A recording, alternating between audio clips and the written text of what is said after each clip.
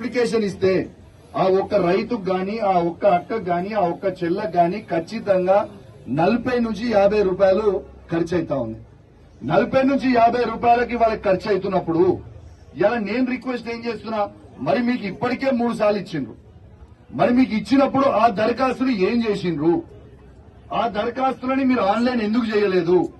ఆ దరఖాస్తులు ఉన్నప్పుడు మళ్ళా ప్రజలందరూ కూడా మళ్ళా దరఖాస్తులు పెట్టండి అని అంటే ఇది ఎంతవరకు న్యాయం? ఇది ఎంతవరకు న్యాయం? ఇది న్యాయం కాదు కదా. ఆల్రెడీ మీ దగ్గర దరఖాస్తులు ఉన్నప్పుడు ఖచ్చితంగా మీరు వాళ్ళందరికీ కూడా వెంటనే శాంక్షన్ చెయ్యాలని నేను డిమాండ్ చేస్తా ఉన్నాను. మళ్ళా దయచేసి మీ అందరికీ ఇది మళ్ళా ఇంకొకటి చెప్పిండ్రు.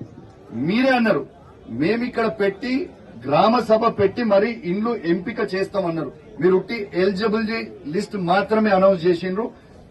అది ఎలిజిబిలిటీ లిస్ట్ లో మీరు ఎంతమందికి ఎట్లా ఎంపిక చేస్తారనేది మీరు కొంచెం జవాబు చెప్పాలని మీకు కూడా విజ్ఞప్తి చేస్తా ఉన్నా.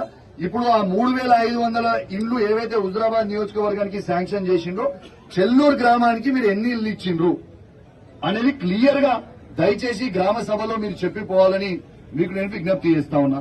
ఎందుకంటే ఆల్రెడీ ఇండ్ల లిమిట్ ఎంతనో 3500 అనేది మీరే చెప్పిండ్రు. ఇలా గ్రామ సభలోనే శాంక్షన్ చేస్తామని మీరే చెప్పిండ్రు.